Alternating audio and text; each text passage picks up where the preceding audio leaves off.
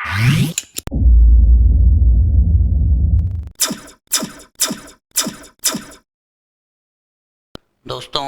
नमस्कार। मुझे आशा है और मैं आशा करता भी हूँ कि जो पिछला वीडियो आपको ज़्यादा से ज़्यादा अच्छा लगा होगा। तो दोस्तों आपसे यही उम्मीद करता हूँ कि हमारी नेक्स्ट आने वाली वीडियो को ज़्यादा से ज़्यादा सब्सक्राइब करें, लाइक करें, शेयर करें, कमेंट करें। तो और दोस्तों अब आपके सामने जो पिछला कुछ शेष भाग टॉपिक से रिलेटेड बचा था उसे हम पूरा करेंगे। तो ध्यान दीजिए इधर। बच्चों हम कुछ शब्दों का ज्ञान, जैसे अब बच्चे को प्रॉब्लम आती है सर छोटा हुआ आएगा या बड़ा हुआ आएगा। जैसे एलडीसी के एग्जाम में प्रश्न आए, पिछले एग्जामों में देखें तो अक्सर ये प्रॉब्लम आती है, सर हमें ये कंफ्यूज रहता है भी छोटा ऊ लिखें या बड़ा ऊ लिखें। तो दोस्तों नेवर माइंड, चिंता ना कीजिए। इसकी सबसे पहले छोटा ऊ और बड़ा ऊ। संधि में 5 शब्द जो अक्सर बड़े ऊ वाले आते हैं उन्हें कंठस्थ कीजिए। जैसे पहला शब्द है उर्मी। क्या है? उर्मी। उर्मी, उर्मी में बड़ा ऊ। उर्मी का मतलब होता है लहर। क्या होता है? लहर। ऊर्जा, ऊर्जा, ऊर्जा का मतलब होता है पावर। क्या होता है? पावर। ऊर्जा में बड़ा ऊ, उर्मी में बड़ा ऊ। Very good. ऊढ़ा, ऊढ़ा, ऊढ़ा में बड़ा ऊ। जैसे एग्जाम्पल प्रश्न आया था एलडीसी में भू प्लस ऊर्ध्व को लिखो। अब बच्चे का वही बात, ऊर्ध्व, ऊर्ध्व में बड़ा ऊ, ऊर्ध्व में बड़ा ऊ। ऊर्ध्व का मतलब होता है ऊंचा।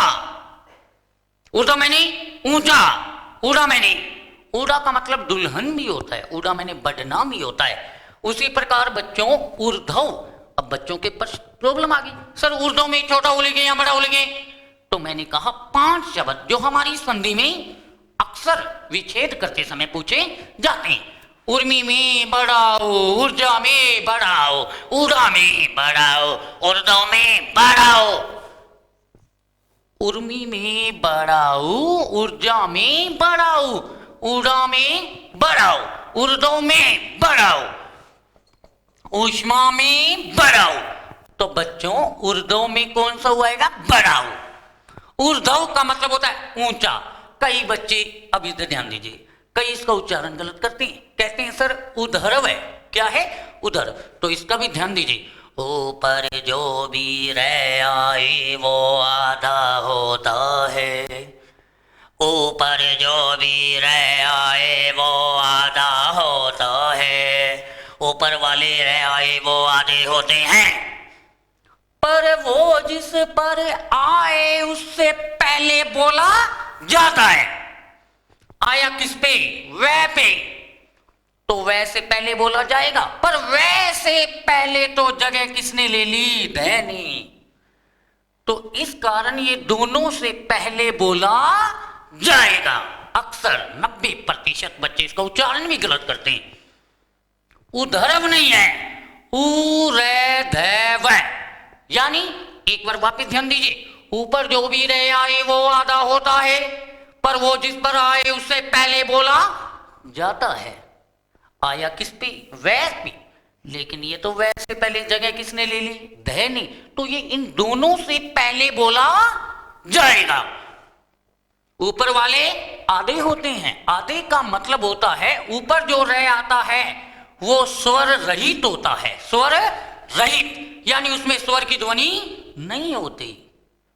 याद रखना, कई बार प्रश्न पूछ लिया जाता है निम्न में से कौन सा रह स्वर रहित है? कौन सा रह स्वर रहित है? ऊपर वाले जो भी आते हैं वो आधे होते हैं। नीचे जो भी रह आए वो पूरा होता है। ऊपर वाले होते हैं आधे और नीचे वाले होते हैं पूरे। ऊपर वाले आधे, आधे का मतलब है स्वर नहीं है। नीचे वाले होते हैं पूरे, पूरे का मतलब उनमें स्वर है। तो प्रश्न आता है निम्न में से कौन सा शब्द स्वर रहित है, या किस शब्द में र स्वर रहित है? स्वर रहित का मतलब है स्वर नहीं है। ऊपर वाले आधे होते हैं, आधे का मतलब इसमें स्वर नहीं है। क्लियर? वेरी गुड, इधर ध्यान दीजिए। उर्मी में बढ़ाओ, उर्मी मैंने लहर, ऊर्जा मैंने पावर, ऊर्जा मैंने बढ़ना, ऊर्ध्व मैंने ऊंचा, ऊष्मा मैंने ताप। तो अक्सर बच्चों छोटे ऊ वाले मैन शब्द जो हमारी संधि में आते हैं, पर अक्सर वही बात बच्चे पूछते हैं, सर छोटा ऊ लिखूं या बड़ा ऊ? तो संधि करने से पहले इन शब्दों का जिसे ज्ञान नहीं है वो कभी संधि में पारंगत नहीं हो सकता। दैट्स क्लियर, याद रखें। छोटा ऊ, किसी ने कहा सर उषा, जैसे विगत प्रश्न आया था गत वर्ष के एग्जाम में, सर मंजूषा, मंजू प्लस उषा, ये वाला सही है या ये वाला सही है? 90% बच्चे कहते उषा में बड़ा हुआ था, लेकिन उन्हें मैं बता दूं उष्मा में बड़ा आता है, उष्मा में बड़ा आता है, न कि उषा में। उषा में तो छोटा ही आता है। उषा का मतलब सुंदर, उषा में छोटा हो, उक्ति में छोटा हो, उक्ति में छोटा हो। उक्ति का मतलब है बोलना। क्या है? बोलना। कहते हैं ना बोलना, उक्ति, कथन। उक्ति में छोटा हो, उषा में छोटा हो, उत्सव में छोटा हो, उज्जवल में छोटा हो, उन्नति में छोटा हो, उर्मी में बड़ा हो, ऊर्जा में बड़ा हो, ऊर्जा में बड़ा हो, ऊर्ध्व में बड़ा हो, ऊष्मा में बड़ा हो। उषा, उक्ति, उत्सव, उज्ज्वल, उन्नति, ये शब्द जब भी लिखने पड़े तो कौन सा हो? छोटा हो। याद रखें दोस्तों। अब इधर ध्यान दीजिए।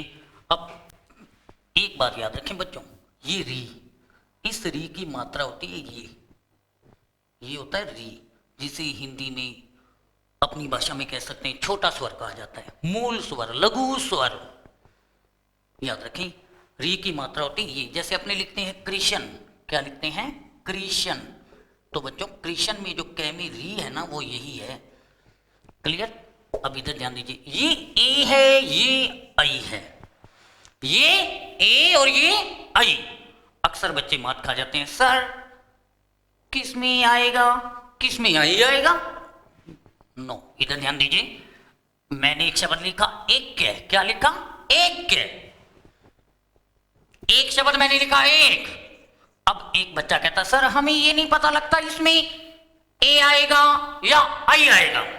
तो याद रखें, जिन शब्दों के अंत में ये आए, जिन शब्दों के अंत में ये आए, अंत में ये आए, ये से पहले आधा, जिन शब्दों के अंत में ये आए। अब बोलो, जिन शब्दों के अंत में ये आए और ये से पहले आधा, जिन शब्दों के अंत में ये आए और ये से पहले आधा। पर कहां पे? अंत में। कहां पे? अंत में।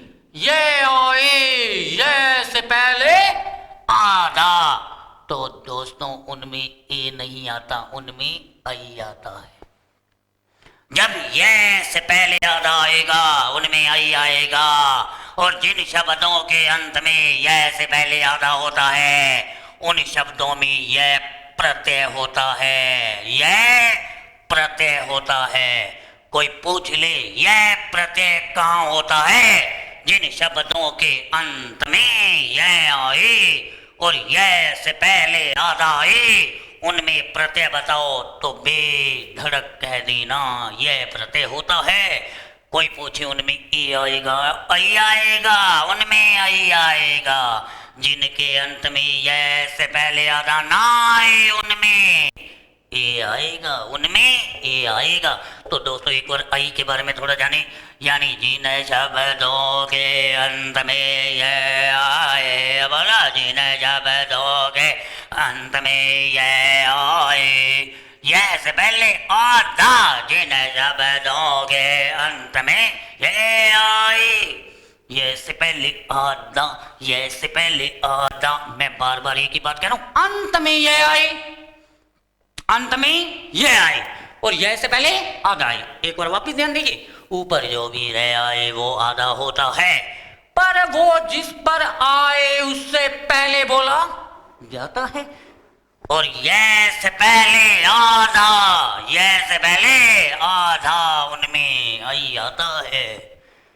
आई कहाँ आएगा? जिन शब्दों के अंत में यह आए और यह से पहले आधा आए, उनमें आई आएगा, उनमें ए नहीं आएगा, उनमें आई आएगा। और उनमें प्रत्यय यह। आपसे कोई पूछे ईश्वरीय शब्द में प्रत्यय बताओ, तो यह से पहले आधा, यानी जिन शब्दों के अंत में यह आए और यह से पहले आधा आए, यह से पहले आधा आए, उनमें प्रत्यय यह आएगा, आई। और जिनके अंत में यह से पहले आधा ना आए, और यदि ए वाला शब्द है तो उनमें ई आएगा। एक बात और याद रखिए, आई कहां पे आता है? यह से पहले आना। जिन शब्दों के अंत में इक आए, बोलो, जिन शब्दों के अंत में इक आए, यह से पहले आधा, यह से पहले आधा, इक आए, आई आएगा, उनमें आई आएगा। आई कितनों में हो गया? दो में। एक तो यह से पहले आधा, और एक जिन शब्दों के अंत में इक आए, इक जब भी आएगा आई लग जाएगा। यह से पहले आधा जब भी आएगा आई लग जाएगा, इक जब भी आएगा आई लग जाएगा, इक जब भी आएगा आई लग जाएगा। जैसे किसी ने कहा, सर ऐतिहासिक को लिखना, तो वही बात, इसको बोल के देखो, ऐतिहासिक इक जब भी आएगा आई लग जाएगा, यह से पहले आधा जब भी आएगा आई लग जाएगा। तो दोस्तों याद रखना, आई और ए का इस प्रकार हमें करना है कि कहाँ पे ए आ रहा है, कहाँ पे आई आ रहा है, वरना एग्जाम में जब ये प्रश्न आते हैं तो बेहद समस्या में पड़ जाते हैं। तो ध्यान से इधर ध्यान दीजिए। अब जैसे मैं कुछ शब्द लिख रहा हूँ, ए वाले, एक में ए आएगा, एव में ए आएगा, एशी, ए आएगा, एशना। अब आपसे कोई कहे कि एक लिखना, तो ए लिख दो। क्यों? ना तो यह से पहले आधा है, ना इक है, तो ये आएगा। क्लियर? किसी में भी यह से पहले आधा है क्या? नहीं है ना किसी में इक है तो ए आएगा। इनके मतलब, एक मैंने वन, इंग्लिश में जिसे वन कहते हो, एव मैंने भी, एशी मैंने चाहने वाला, एशना मैंने चाहना, एशना मैंने चाहना। याद रखें, ए कहां आएगा? आई कहां आएगा? आई। एक बार वापस ध्यान दीजिए, आई अंत में यह से पहले आधा इक आए, आई आएगा। और जब यह से पहले आधा ना आए, यह से पहले आधा ना आए, और कोई ए वाला शब्द है तो उनमें ए आएगा। और जिन शब्दों के अंत में यह से पहले आधा आए उनमें प्रत्यय याद रखना। अब वही बात कई बार पूछ लिया जाता है, सर ओ किस में आएगा, औ किस में आएगा, हमें पता ही नहीं चलता। तो कोई बात नहीं, इधर ध्यान दीजिए। जैसे अपने कुछ शब्द लिखते हैं, मैंने लिखा एक शब्द ओज, एक शब्द मैंने लिखा ओदारे, क्या लिखा? ओदारे। अब इधर ध्यान दीजिए, वही बात, ओज, ओदारे, ओज का मतलब तेज। जिन शब्दों के अंत में यह आए, जिन शब्दों के अंत में यह आए, यह से पहले आधा, अंत में यह आए, और यह से पहले आधा, उनमें ओ नहीं आएगा, उनमें औ आएगा। और जब इनकी जरूरत थी और यह से पहले आधा आया तो आई आया। अब ये इनमें से औ आएगा, यानी जिन शब्दों के अंत में यह आए और यह से पहले आधा आए, जिन शब्दों के अंत में यह आए, यह से पहले आधा आए, उनमें औ आएगा, औ। और प्रत्यय तो वही है, यह। कौन सा? यह। जैसे मैंने एक शब्द, इसमें यह से पहले आता है ही नहीं, तो वो आएगा ओजस्वी। क्या? ओजस्वी। कई बार ओजस्वी लिखना पड़े तो बच्चे कहते सर वो आएगा, औ तो वहीं आएगा। जहां ये से पहले आधा, ये से पहले आधा, जिन शब्दों के अंत में ये आए। ये से पहले आधा, ये से पहले आधा, जिन शब्दों के अंत में ये से पहले आधा, उनमें औ आएगा और उनमें प्रत्यय ये जैसे किसी ने कहा सर ओग, ओग, ओग, ओग, ओग, ओग मैंने प्रवाह, ओग मैंने अंजलि। यह से पहले आधा नहीं है तो ओ आएगा, ओ आएगा। जैसे किसी ने कहा सर औचित्य, किसी ने कहा औचित्य, जिन्हें शब्दों के अंत में यह से पहले आधा, यह से पहले आधा, यह से पहले आधा, यह से पहले आधा जब भी आएगा औ लग जाएगा और इनके वाले शब्दों में आई लग जाएगा। पर एक शब्द ऐसा है जिसमें यह से पहले आधा नहीं आता फिर भी औ आता है, वो है औषधि। क्या है? औषधि। क्या है? औषधि। दोस्तों इसे ध्यान से दीजिए। देखिए कई बार प्रश्न आता है सर आप तो कह रहे थे यह से पहले आधा, यह से पहले आधा। हमेशा यह से पहले आधा ये तो औ आएगा, लेकिन एक शब्द ऐसा है जिसके अंत में यह से पहले आधा नहीं आ रहा फिर भी औ आ रहा है, वो अपने को याद रखना पड़ेगा। औषधि नहीं होता, औषधि होता है। क्या होता है? औषधि। अब आपसे कोई कहे ओज लिखना तो ओ लिख दो, फिर आपसे कोई कहे औ का आएगा तो आप कह दो जिन शब्दों के अंत में यह से पहले आधा है उनमें औ आएगा, जिन शब्दों के अंत में यह से पहले आधा है उनमें आई आएगा, और जिन शब्दों के अंत में यह से पहले आधा आएगा उनमें प्रत्यय यह इकाए आई आएगा। इक जब भी आएगा आई लग जाएगा, यह से पहले आधा आएगा तो आई लग जाएगा और उधर औ लग जाएगा। तो दोस्तों इनके बारे में हमें ज्ञान लेना बेहद आवश्यक है ताकि संधि करते समय हम तनिक मात्र भी समस्या में ना पड़े। दोस्तों आशा करता हूं कि आज का टॉपिक आपको अच्छा लगा होगा। हमारी नेक्स्ट वीडियो के लिए हमारा चैनल सब्सक्राइब कर लें, लाइक करें, कमेंट करें और ज़्यादा से ज़्यादा शेयर करना न भूलें। तो दोस्तों आने वाली वीडियो में हम इससे भी ज़्यादा आपको ज्ञानवर्धक सामग्री हम अपनी मौखिक और लिखित के माध्यम से पेश करेंगे। धन्यवाद दोस्तों।